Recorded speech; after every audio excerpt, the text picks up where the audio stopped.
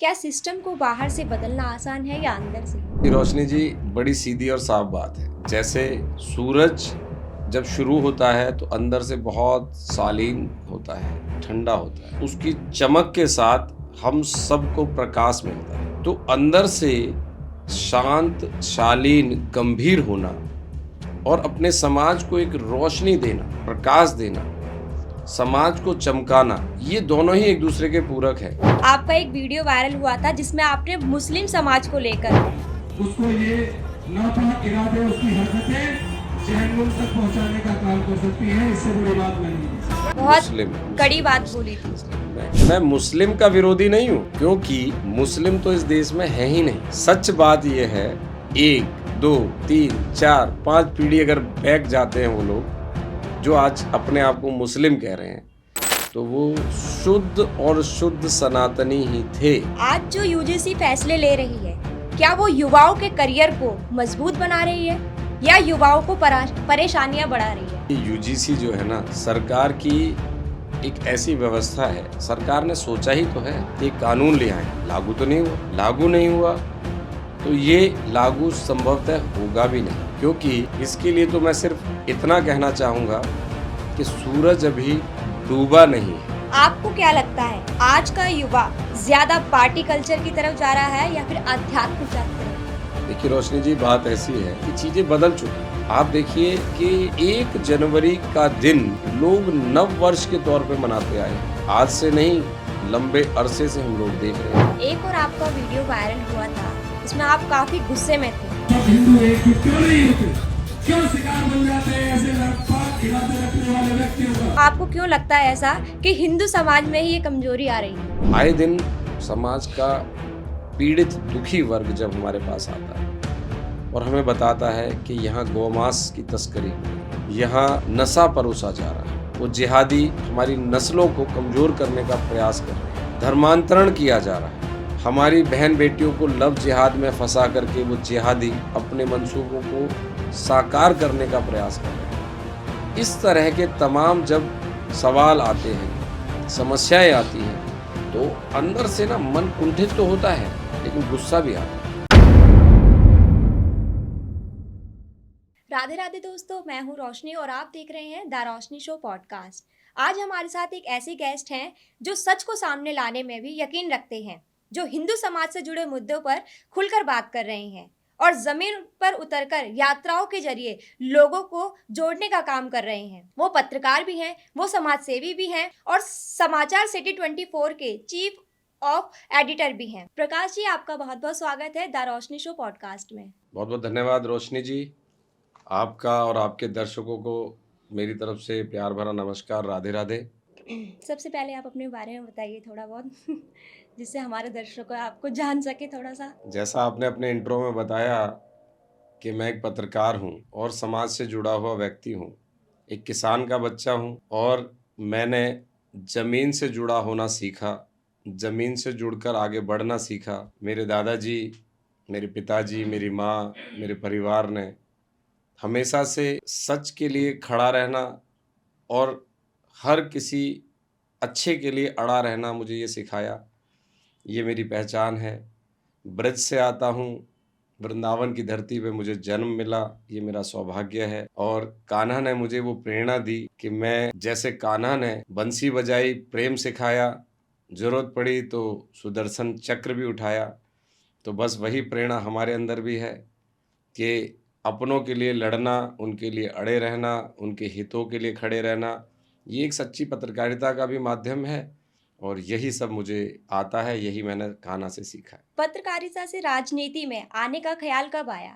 पत्रकारिता से राजनीति में आने का ख्याल, ऐसा कोई ख्याल नहीं आया। ख्याल आता है आपके समाज से, आपके साथ रहने वाले लोगों से। मेरी नेतृत्व करने की जो क्षमता है, ये मुझे बचपन से मुझे मिली। मेरे पिताजी ने, मेरे दादाजी ने और सर्वोपरि रहे मेरे ताऊ जी, जिनके पास मैं पढ़ा बड़ा हुआ, उनकी नेतृत्व क्षमता जो थी वो बहुत ही प्रबल थी। तो उन्होंने हमेशा से सिखाया कि यदि आप अपने समाज के लिए खड़े रहेंगे तो निश्चित तौर पे समाज आपका सम्मान करेगा और वही सम्मान एक दिन समाज आपका स्वाभिमान भी बनाएगा। तो समाज के लोगों ने ऐसा मुझे समझा कि मुझे आगे आना चाहिए, मुझे समाज हित में आगे रहना चाहिए, और उसके लिए शायद मुझे राजनीति के रास्ते पर उन्होंने स्वीकार किया, आगे बढ़ाया। ये सब समाज की देन है। क्या सिस्टम को बाहर से बदलना आसान है या अंदर से? जी रोशनी जी, बड़ी सीधी और साफ बात है। जैसे सूरज जब शुरू होता है तो अंदर से बहुत शालीन होता है, ठंडा होता है, धीरे धीरे उसकी तपन बढ़ती है, और जब उसकी तपन बढ़ती है तभी कहीं जाकर के उसकी चमक के साथ हम सबको प्रकाश मिलता है। तो अंदर से शांत, शालीन, गंभीर होना और अपने समाज को एक रोशनी देना, प्रकाश देना, समाज को चमकाना, ये दोनों ही एक दूसरे के पूरक है। यदि आप अंदर से कंप्लीट हैं तभी आप बाहर किसी को एक संदेश दे पाएंगे। तो सीखना, समझना और समाज को सही रास्ते पर लेके चलना, समाज की ज़रूरतों को पूर्ति करना, ये दोनों ही चीज़ें हैं।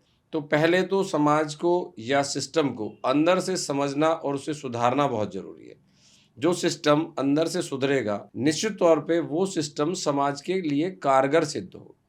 और जो सिस्टम अंदर से खराब है, बिगड़ा हुआ है, या यूँ कह लीजिए कि यदि किसी भी देश के, यानी भारत की बात कर लेते हैं, प्रधानमंत्री, देश के मुख्यमंत्री, यदि वो खुद चाहे कि ना मैं खाऊंगा और ना मैं खाने दूंगा, लेकिन वो धरातल पर नहीं उतरे, उनके जो कर्मचारी हैं, उनके अधिकारी हैं, वो अपने ढर्रे पे लगे हुए हैं, मैं खाऊंगा भी और किसी और को खाने नहीं दूंगा, या अपनी जेब भरूंगा।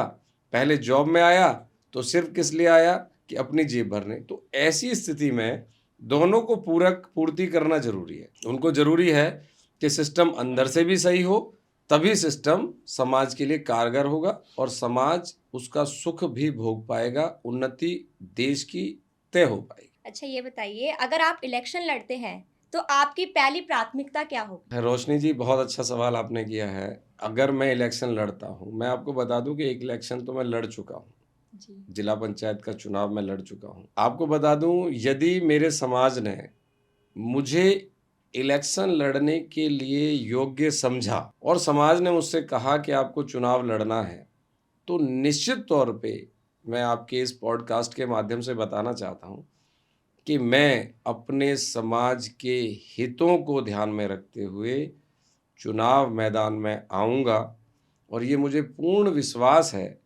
कि जो मेरा समाज मुझे आगे ला करके अग्रणी भूमिका में खड़ा करेगा, निश्चित तौर पे वो मुझे जिताएगा भी सही। और मैं जीतने के बाद इस पॉडकास्ट को रिकॉर्ड करके रखिएगा आप, यदि मैं समाज के दिए हुए आशीर्वाद से जीत करके इस गद्दी पर आसीन होता हूँ, तो निश्चित तौर पे समाज के अंदर छुपी कुरीतियों का नाश करना, समाज का उत्थान करना, सामाजिक समस्याओं का निस्तारण करना और समाज को एक नई धारा के साथ जोड़ना, ये सब मेरी प्रायोरिटी रहेंगी। हर बहन के साथ खड़ा होना, हर माँ के उसकी आस को पूरा करना। जो ग्रामीण अंचलों में किताबों में चीज़ें चल रही हैं, कागजों में चीज़ें चल रही हैं, उत्थान हो रहा है, समाज का विकास हो रहा है, लेकिन धरातल पर नहीं है, तो पहली प्रायोरिटी मेरी उस अंतिम पंक्ति में खड़े अंतिम व्यक्ति का सुधार करना होगा, जो इस विरासत को अपनी मानता तो है लेकिन उस तक वो विरासत पहुंची नहीं है। तो उसका सुख, उसकी समृद्धि मेरी पहली प्रायोरिटी होगी। दिल्ली में कुछ जगहों पर ब्राह्मणवाद से आज़ादी, हिंदुत्व से आज़ादी, मनुवाद से आज़ादी जैसे नारे सुनाई दे रहे हैं।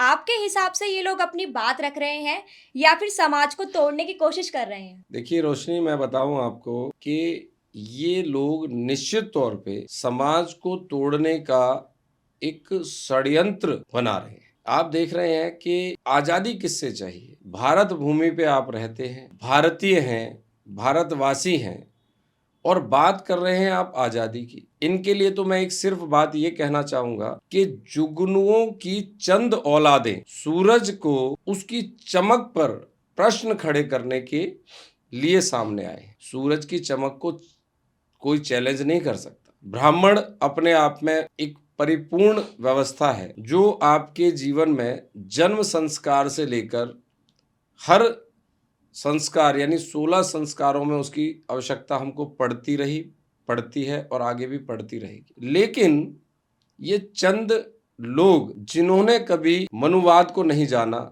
मनुस्मृति को कभी नहीं पढ़ा, वो आज विरोध कर रहे हैं। मनुस्मृति को यदि ये लोग पढ़ते तो उसमें साफ लिखा हुआ है कि हमारे जो ग्रंथ हैं, उन ग्रंथों में, पुराणों में, भागवत गीता में जितना भी समावेश है समाज को जोड़ने का, वही समावेशित होकर के मनुस्मृति का लेखन हुआ है। वो एक संकलन है और वो संकलन है जात पात के भेदभाव को खत्म करने का, ऊंच नीच को खत्म करने का। आपने देखा होगा भगवान श्री राम से बड़ा उदाहरण इस देश में क्या होगा, जिन्होंने निषाद राज का सम्मान किया, जिन्होंने माता सबरी के झूठे बेर खाए। ये प्रश्न क्या किसी से छिपा है? यदि नहीं छिपा है तो इन डपलीबाजों को ये समझ लेना चाहिए कि आज का युवा जाग चुका है। आज का युवा देश को उन्नति की ओर ले जाना चाहता है। आज देश के अंदर लोग ये तय कर चुके हैं कि इस देश के देशद्रोहियों को चुन चुनकर यहाँ से उखाड़ फेंकने का काम किया जाएगा। इसलिए आपके इस पॉडकास्ट के माध्यम से सीधा सा संदेश है कि डपली बजाना बंद करें, प्रायोजित तरीके से किए गए कार्यों को बंद करें, क्योंकि भाई ये आपकी बापोती नहीं है, ये भारत भूमि है, भारत देश है और भारत देश हम सब भारतीयों का है, किसी व्यक्ति विशेष का नहीं है। आप प्रायोजित होकर के जो चीज़ें फैलाने का, लोगों को बहकाने का, समाज को भ्रमित करने का काम कर रहे हो, शर्म आनी चाहिए। आपको शर्म आनी चाहिए कि इस देश का युवा आज देश को नई ओर ले जा रहा है और आप उसको तोड़ने का काम कर रहे हैं, तो ये गलत है। आम लोगों के लिए अगर हम मनुवाद को आसान शब्दों में समझाएं तो इसका क्या मतलब होता है, और क्या आज के समय में इसे उसी नज़र से देखना सही है? मनुवाद का अगर बात करते हैं, सामाजिक मनुवाद, और आपने कहा कि मनुवाद की शुरुआत अगर बात करें तो देखिए, मनुवाद मुगल काल की बात कर लीजिए। मुगल काल में लोगों ने झुकना तो पसंद किया, लेकिन मुगल आताताइयों का वो धर्म परिवर्तन पसंद नहीं किया जिसको समाज सुनना और सहन करना चाहता था। एक दौर था जब मुगल शासन था देश में, और इस देश के उन नौजवानों को, उन वीर योद्धा कहूंगा मैं तो, जिन्होंने मलमूत्र उठाना स्वीकार किया लेकिन अपने धर्म को नहीं छोड़ा, वो ऐतिहासिक मनुवाद था। आज समाज में देख लीजिए, मैं भी एक समाज से आता हूं, मैं भी एक गांव क्षेत्र ग्रामीण परिवेश से आता हूं। मेरे गांव में, मेरे क्षेत्र में मेरा चाचा है, ताऊ है, माता है, बहन है, चाची है, लेकिन मैं उसको ये नहीं बोलता कि ये जाटव चाची है, ये ब्राह्मण माता है, ये राजपूत ताऊ है। ऐसा नहीं है। हमारे ग्रामीण परिवेशों में ये एकता का परिचय दिया जाता है, समाज का परिचय दिया जाता है, और ऐसा ही देखने को मिलता है। ये सब बेकार की भ्रांतियां हैं। जो कोई भी व्यक्ति मनुवाद को चैलेंज करता है, ब्राह्मणवाद को चैलेंज करता है, क्षत्रियवाद को चैलेंज करता है, मैं उनको साफ कहना चाहता हूं कि आप एक बार हमारे ग्रामीण परिवेश में आकर के देखिए। यहाँ आपको ऐसा कुछ नहीं मिलेगा जिससे कि समाज को तोड़ने का काम किया जा रहा है। तो आप पढ़े लिखे, शिक्षित होकर इतने बड़े विश्वविद्यालय में बैठकर दिल्ली की राजधानी से ऐसी आवाजें निकाल रहे हैं, शर्म करनी चाहिए आपको। किनके बहकावों में आ रहे हैं आप? आपको सोचना चाहिए कि यदि देश टूटेगा, देश का युवा टूटेगा, तो आपका घर सुरक्षित रहेगा क्या? आपका घर भी सुरक्षित नहीं रहेगा। इसलिए बंद करो ये सब बकवास और देश को एक सूत्र में, एक माला की तरह पुरो और बता दो कि हम सब हिंदुस्तानी हैं, हम सब भारतीय हैं, हम सब सनातनी हैं, और इस सनातन की धर्म ध्वजा को लेकर के हम आगे बढ़ेंगे और देश को विश्व गुरु बनाने की कोशिश करेंगे। बहुत बढ़िया। आज जो यूजीसी फैसले ले रही है, क्या वो युवाओं के करियर को मजबूत बना रही है या युवाओं को परेशानियां बढ़ा रही है? यूजीसी जो है ना, सरकार की एक ऐसी व्यवस्था है, सरकार ने सोचा ही तो है कि कानून ले आए, लागू तो नहीं हुआ। लागू नहीं हुआ तो ये लागू संभवतः होगा भी नहीं, क्योंकि इसके लिए तो मैं सिर्फ इतना कहना चाहूँगा कि सूरज अभी डूबा नहीं है, इसे डूबने दो। यूजीसी अभी फटा नहीं है, इसे फटने दो। निश्चित तौर पे समाज की जीत होगी, समाज की एकजुटता की जीत होगी, समाज के अंदर रहने वाले हर युवा की जीत होगी और ये यूजीसी रोल बैक होगा, वापस जाएगा। और देश के युवाओं को मैं आपके पॉडकास्ट के माध्यम से ये बताना चाहता हूँ कि यदि आप और हम एक सूत्र में बंधकर एकजुट होकर के काम करेंगे, एक सुर में रहेंगे, तो निश्चित तौर पे कोई भी सरकार यूजीसी जैसा कोई भी काला कानून ना तो बना पाएगी और ना ही उसे लागू कर पाएगी। बस ज़रूरत क्या है, आप और हम एक सुर में एकजुट होकर एक आवाज़ निकालें कि हमको देश चाहिए, हमको भारत चाहिए, हमको भारत की सुख, समृद्धि और शांति चाहिए, ना कि जात पात में तोड़ फोड़ करके हमारे साथ भोजन करने वाले हमारे छात्र छात्राएं जो हम साथी बैठते हैं ना, आप बताओ, हम लोग एक टिफिन में खाना खाते हैं भाई। हम लोग एक लीटर छाछ जो मेरे घर से आती है उसको हम सब मिल बांट करके पीते हैं। एक चूल्हे की रोटी को हम सब मिलके एक साथ थाली में बैठ करके खाते हैं। मेरे दोस्त हर समाज के अगर मेरे इस पॉडकास्ट को सुन रहे होंगे मेरे दोस्त, तो वो जान पाएंगे कि हम लोगों ने समाज को तोड़ने का काम ही नहीं किया। मेरे घर में, मेरे परिवार में मेरी दादी हैं जो मेहतरानी है, जिसको मेहतर बोला जाता है। वो मेहतरानी जिसने मुझे जन्म दिया मेरी माँ की कोख से और मेरी माँ की गोद में उसने मुझे पहुंचाया, तो मेरी माँ की कोख से मेरी माँ की गोद तक की जो यात्रा पूरी करने वाली थी वो मेरी दादी गंगा देवी थी, जिसको मेहतरानी कहा जाता है। मैं आज भी उसके चरण छू करके अपने मंगल कार्यों के लिए निकलता हूँ। तो मैं तो नहीं मानता कि जात पात का भेदभाव कहीं है। ये चंद डपलीबाज इसको बढ़ा रहे हैं, इनको समझना होगा, सुधरना होगा, वरना देश का युवा इनको जवाब देगा और इनको इनके बिलों में वापस घुसा देगा। क्या आज का युवा सच में राजनीति बदल सकता है या फिर धीरे धीरे वो भी उसी सिस्टम का हिस्सा बन जाता है? रोशनी जी, देखिए, बात ऐसी है कि जो देश का युवा है ये आज का युवा नहीं है। हर पीढ़ी दर पीढ़ी देश का युवा ही तो है जिसने इस भारत माता के सम्मान को बचाया है और पूरा विश्व इस युवा शक्ति के नाम का लोहा मांगता है। लोहा मानता है इनकी उस शक्ति का जो देश की सीमा पर खड़ा होकर के देश का जवान काम करता है।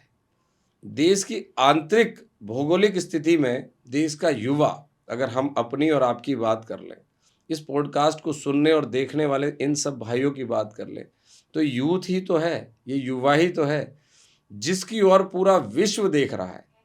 और पूरा विश्व या तो देश के किसान को देख रहा है या देश के जवान को देख रहा है। और देश का किसान वो भी यूथ है जो पूरी सृष्टि को, पूरी इस धरती का सृजन कर रहा है। और देश का जवान भी यूथ है, युवा है, जो इस सृष्टि को बचाने और बढ़ाने का संकल्प लिए बैठा है। तो ये युवा है, अगर राजनीति में भी आएगा ना, तो राजनीति के अंदर की उन खोखली बातों को खत्म कर देगा। ये मैं भरोसे के साथ कह रहा हूँ। जो चलन है ना कि सीट पर बैठ गए तो सिर्फ धन उपार्जन करना है, युवा आएगा उसको धन की आवश्यकता नहीं है, उसको इस मातृभूमि को संजोने संवारने की आवश्यकता है। आज का युवा राजनीति की परपाटी को तो बदलेगा ही, लेकिन इस परपाटी को भी बदल देगा कि अब युवाओं के हाथ में देश होगा तो निश्चित तौर पे विकास और विकसित देश होगा। आपको क्या लगता है आज का युवा ज्यादा पार्टी कल्चर की तरफ जा रहा है या फिर आध्यात्मिकता की तरफ? देखिए रोशनी जी, बात ऐसी है, सवाल आपने किया है लेकिन थोड़ा लेट किया है। लेट इसलिए किया है कि चीजें बदल चुकी है, बहुत बदल गई है। आप देखिए कि 1 जनवरी का दिन लोग नव वर्ष के तौर पे मनाते आए हैं। आज से नहीं, लंबे अरसे से हम लोग देख रहे हैं। एक दौर था जब युवा हिल स्टेशंस पे जाता था, पिकनिक स्पॉट्स पे जाता था, वो ढूंढता था खुशहाली, डीजे बजाता था और नाना प्रकार की ऐसी भी हरकतें थीं जो सामाजिक तौर पे अच्छी नहीं थीं। शराब के नशे में डूबना, सिगरेट के धुएं में खो जाना।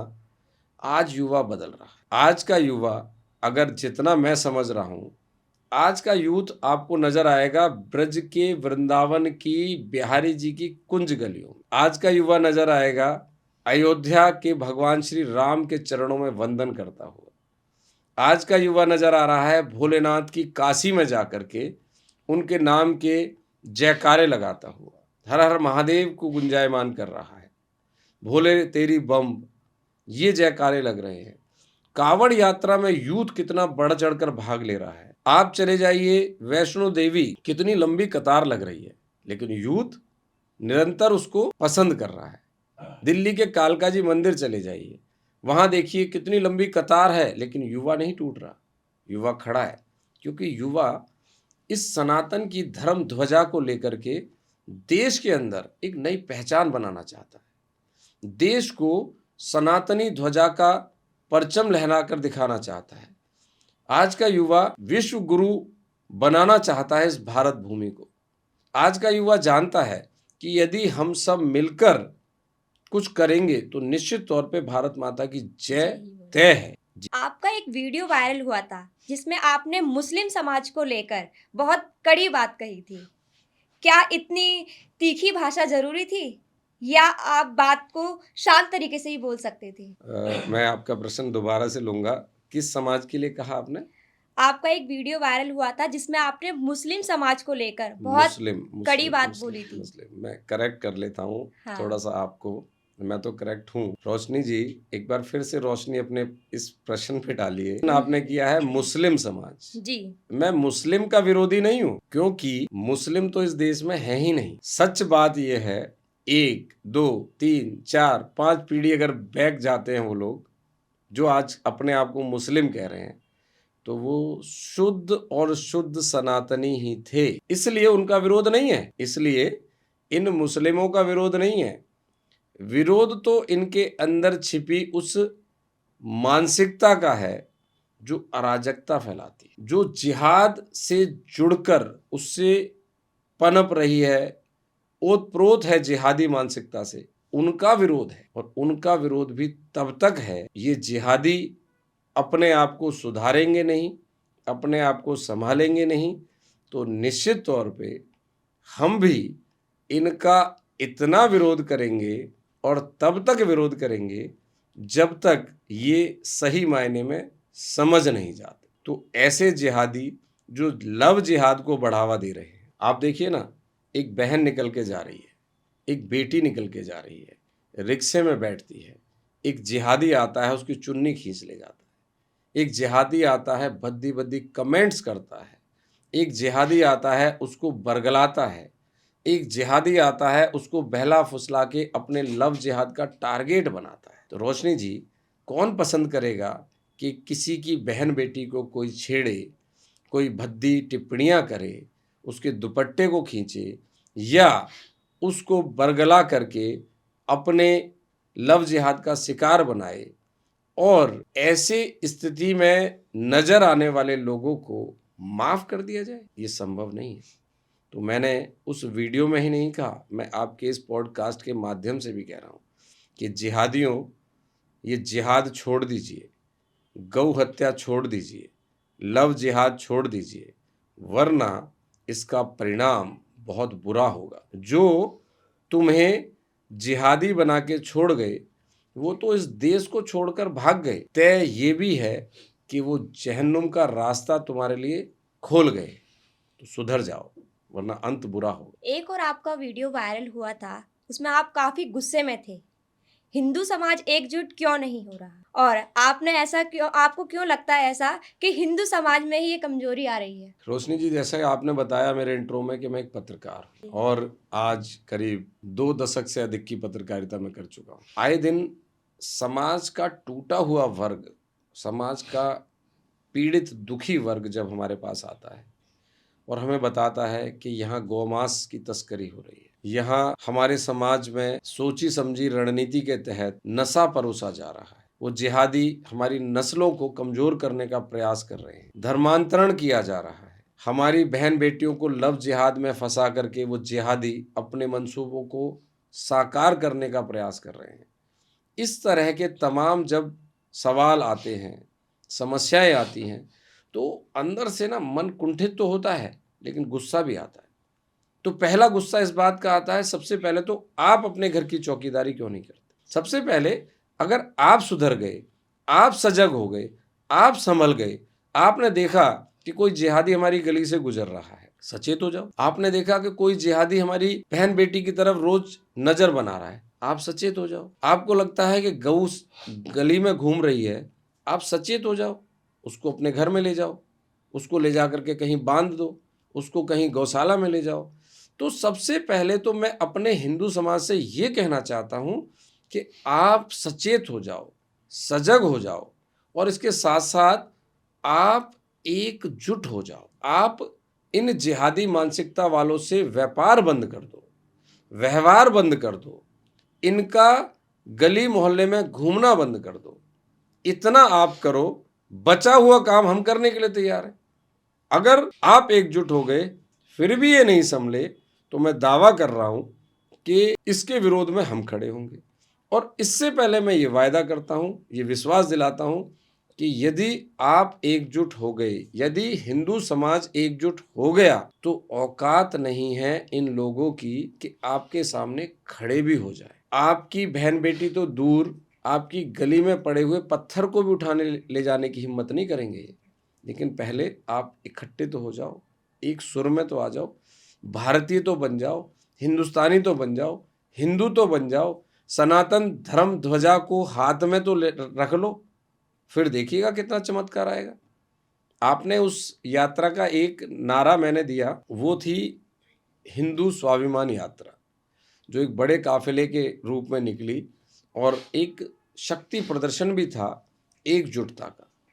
उसमें हमने एक नारा दिया, हिंदू हो तो बोलो जय श्री राम। यदि आप हिंदू हैं तो जय श्री राम बोलिए, और अगर आप जय श्री राम नहीं बोल सकते तो इस भारत में आपका क्या काम भाई। आप जय श्री राम तो बोलना पड़ेगा ना साहब। बिल्कुल तो बोलना जय श्री पड़ेगा। राम बोलिए, हिंदुस्तान में रहिए, हिंदू बनिए, हिंदू बन के रहिए। और हिंदू नहीं बनना चाहते तो आपका रास्ता अलग, हमारा रास्ता अलग, और अपनी औकात में रह के काम कीजिए। सिस्टम इतना ही अलाउ करता है, इससे ज़्यादा नहीं करता। अगर आपको मौका मिले, शिक्षा में 3 कौन से बदलाव करेंगे? मुझे मौका मिले तो शिक्षा में 3 बदलाव। तो मैंने तो पहले ही कहा कि जो समाज उत्थान की बात होगी वो मैं कहूँगा, समाज को जोड़ने की बात होगी वो मैं कहूँगा। सबसे पहली शिक्षा का बदलाव मैं ये चाहता हूँ, मुझे मौका मिले तो भी, और यदि मौका ना मिले, जिसको मौका मिले उससे भी मेरी एक गुहार है कि सबसे पहली जरूरत है उस लॉर्ड मैकाले की शिक्षा पद्धति को खत्म करने की, जो भारतीयों में फूट डाल करके राज करने के लिए हमारे बीच रखी गई। जिस शिक्षा ने महाराणा प्रताप नहीं पढ़ाया, सुभाष चंद्र बोस नहीं पढ़ाया, जिस शिक्षा ने गुरु गोविंद साहिब नहीं पढ़ाए, जिस शिक्षा ने सबरी के झूठे बेर की प्रशंसा करके भारत को महान बनाने वाले भगवान राम का चरित्र वर्णन नहीं किया, उस शिक्षा ने हमको क्या सिखाया? अकबर महान है। अकबर तो शैतान था, महान कहाँ से हो गया? उस शैतान अकबर की शिक्षा हमें सिखाई गई। तो सबसे पहले तो उस शिक्षा पद्धति में बदलाव ये होना चाहिए कि हमारे बच्चों को संस्कृत का पूरा ज्ञान होना चाहिए, संस्कृति का पूरा ज्ञान होना चाहिए, हमारे महान योद्धाओं के बारे में पूरा ज्ञान होना चाहिए, हमारी वीरांगनाओं के, रानी लक्ष्मीबाई जैसी बहुत सारी वीरांगनाएं हमारे इस धरती धरा पे हुई, हमारी बहुत बहन हैं, हमारी बहुत बेटियां हैं जिन्होंने आसमान को जीता है, उनके बारे में शिक्षा आनी चाहिए, जिससे कि हर बेटी सशक्त बने, हर बेटा जवान बने। और एक शिक्षा में बदलाव जरूर चाहूँगा मैं। हमारी एक यूथ टीम है जो हर वर्ष उन नौजवान, उन शहीदों के लिए शहादत पे नमन करती है, एक कार्यक्रम रखते हैं हर वर्ष, और मैं भी उसमें इस बार हिस्सा बना था। तो उन वीर शहादत देने वाले वीरता के पुरुषों के लिए हम हर एक ऐसा बच्चा तैयार करें, हर घर में एक ऐसा जवान तैयार हो जो देश की सीमा के लिए कुर्बानी देने के लिए तैयार रहे। और मैं फिर कहता हूँ, यदि हिंदुस्तानी एक हो जाएंगे ना, तो फिर कुर्बानियों का काम नहीं रह जाएगा। फिर तो आपकी जवानी आपके देश के काम आएगी, और देश की सीमाओं पर रक्षा करने के लिए, सुरक्षा करने के लिए जो जवान तैनात हैं, उन परिवारों को सैल्यूट करता हूं कि आपने इस भारत माता की सेवा के लिए जो एक लाडला दिया, जो प्यार दिया, उसको सैल्यूट है। ऐसे जवान हर घर में पैदा होने चाहिए, लेकिन शहीद होने के लिए नहीं, संगठित होने के लिए होने चाहिए। एक संगठन समाज में भी चलना चाहिए, जो संगठन समाज को विस्तृत ऊंचाइयों पे पहुंचाए, सर्वोच्च ऊंचाइयों पे पहुंचाए और देश को महान बनाने का काम करे। ऐसी शिक्षा पद्धति हम लाना चाहिए। बेरोजगारी के लिए सबसे ज्यादा जिम्मेदार कौन है? बेरोजगारी के लिए सबसे ज्यादा जिम्मेदार खुद है व्यक्ति। जिस पे हाथ का दस्तकार है वो देश का सबसे बड़ा कलाकार है। आप देख लीजिए, अब तो सोशल मीडिया का जमाना है। एक मोती बेचने वाली लड़की, मोतियों की माला बेचने वाली लड़की मेले में, प्रयागराज में दिखती है, सोशल मीडिया के द्वारा वो हाईलाइट की जाती है और वो स्टार बन जाती है। लेकिन यहाँ एक चीज और देखने को मिली, स्टार तो बनी लेकिन सोशल मीडिया के माध्यम से ऐसे लोगों का शिकार भी बन गई जो भेड़िए, जो दरिंदे इस समाज में बहन बेटियों का सम्मान नहीं जानते। तो वो बेटी उन धुंधली चकाचौंध में फंस तो गई, वो भी फंसी सोशल मीडिया की वजह से। तो मैं नौजवानों को ये भी कहना चाहता हूँ कि पहले तो हाथ के दस्तकार बनो, खुद से ट्रेंड हो, किसान बनो, मजबूत किसान बनो, व्यापारी बनो, मजबूत व्यापारी बनो, किसी भी संस्था में काम करो, टैलेंट लाओ। हमारे अंदर की छिपी प्रतिभाओं को निखारना बहुत जरूरी है और निखारने के लिए आपको एक बड़ा उद्योगपति बनने की आवश्यकता नहीं है, आपको काम करने की आवश्यकता है, काम को समझने की आवश्यकता है।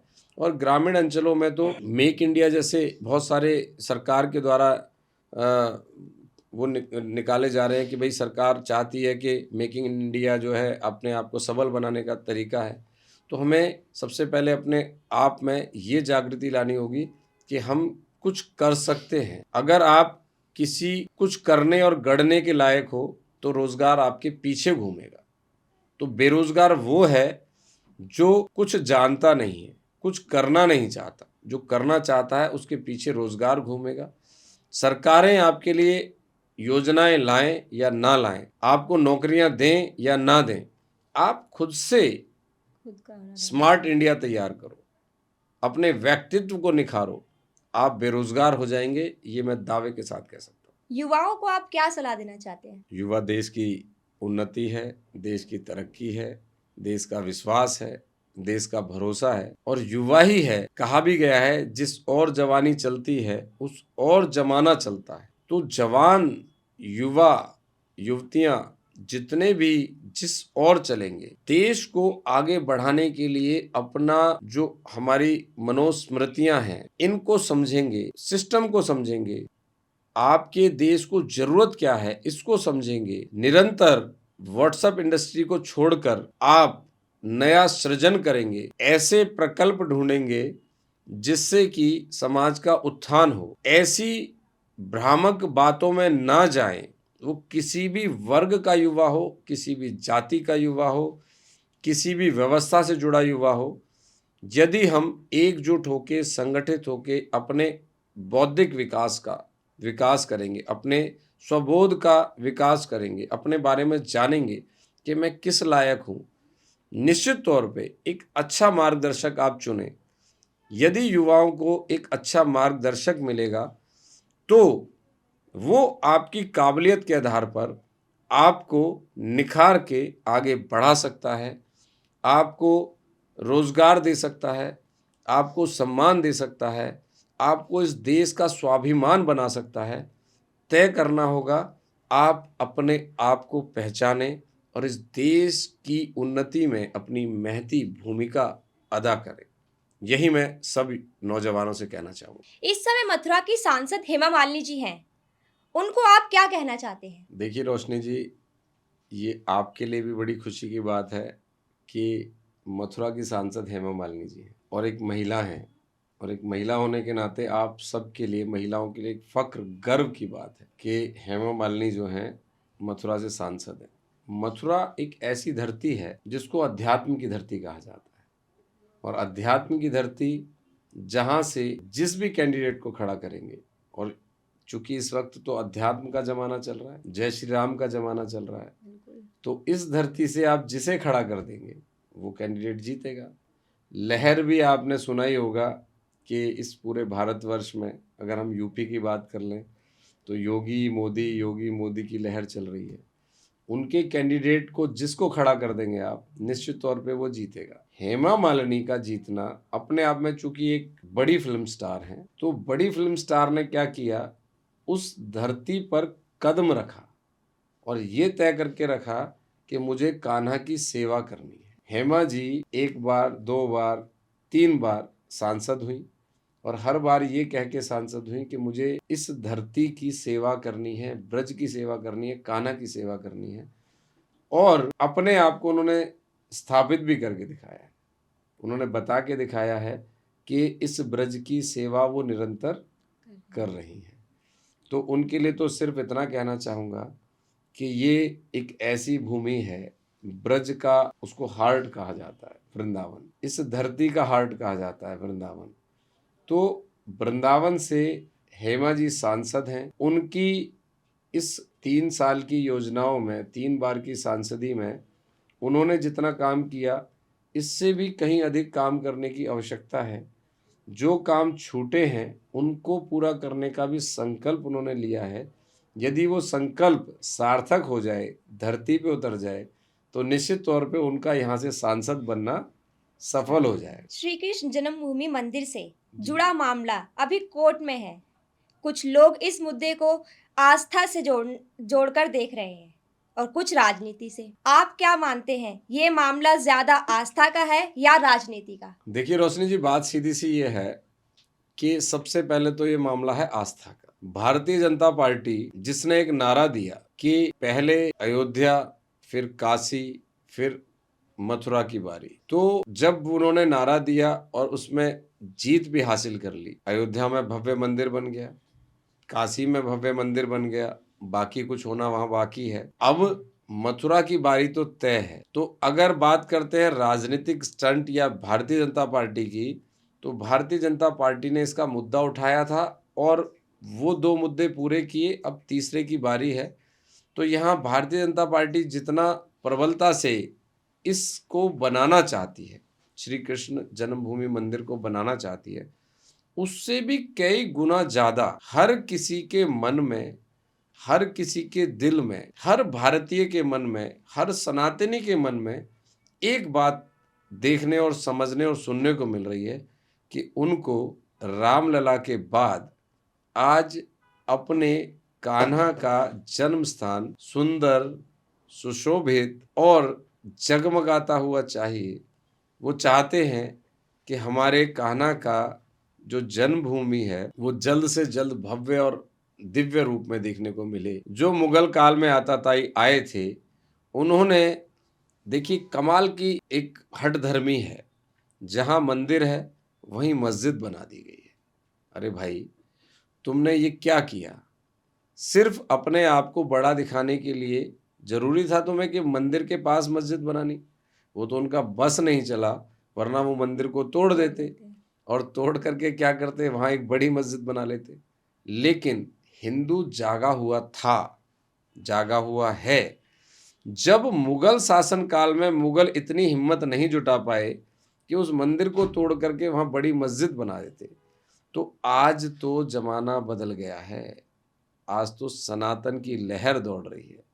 इस कालखंड में भी यदि वहां पर कान्हा को कान्हा का अधिकार ना मिल सका, तो फिर शायद ये कालखंड ऐसा स्वर्णिम समय, ऐसा स्वर्णिम युग दोबारा नहीं बनेगा।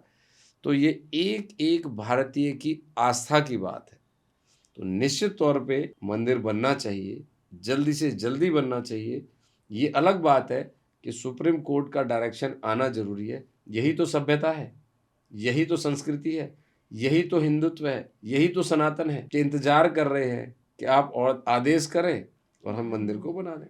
तो बहुत जल्दी वो कान्हा का भव्य दिव्य मंदिर, कान्हा की नगरी मथुरा में बनेगा, ये तय है। आपने कभी सोचा था आप द रोशनी शो में भी आएंगे? मैंने ये तो नहीं सोचा था कि द रोशनी शो में आऊँगा, लेकिन हाँ मुझे ये ज़रूर पता था कि किसी भी बड़े आदमी के पीछे एक महिला का हाथ होता है। तो आपने अपने इस शो के थ्रू जो शुरुआत की है, तो निश्चित तौर पे द रोशनी शो के माध्यम से मुझे भी बुलंदियां मिलेंगी।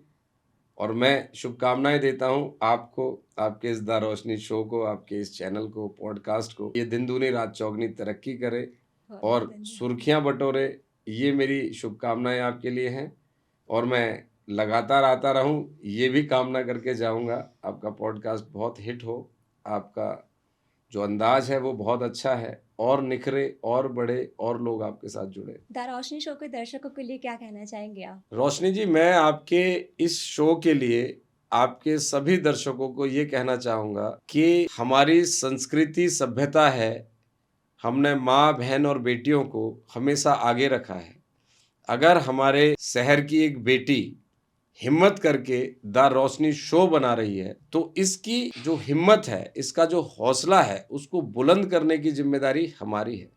क्योंकि हमने बहन-बेटियों को देना सीखा है, उसको बढ़ाना सीखा है, उसकी खुशियों को सजाना और सँवारना सीखा है। तो निश्चित तौर पे द रोशनी शो को आप ज़्यादा से ज़्यादा देखें, इसे लाइक करें, इसमें सुझाव भी दें। कहीं कमियाँ हैं तो उनको सुधरने का मौका भी दें और इसको इस देश का एक बड़ा और विश्वसनीय पॉडकास्ट की ओर ले जाने का भी सहयोग करें। ऐसी मेरी आप सभी दर्शकों से विनती और प्रार्थना भी है। प्रकाश जी, आपका बहुत बहुत धन्यवाद। आपने अपना कीमती समय हमें दिया और अपनी सच्ची कहानी हम सबके साथ साझा की। दोस्तों, अगर ये पॉडकास्ट आपको पसंद आता है तो इसे लाइक करें, शेयर करें और द रोशनी शो को सब्सक्राइब करना ना भूलें। मिलते हैं अगले एपिसोड में। तब तक के लिए जय हिंद, जय भारत। और अगले किस गेस्ट को हमारे साथ देखना चाहते हैं, कमेंट में ज़रूर बताइएगा।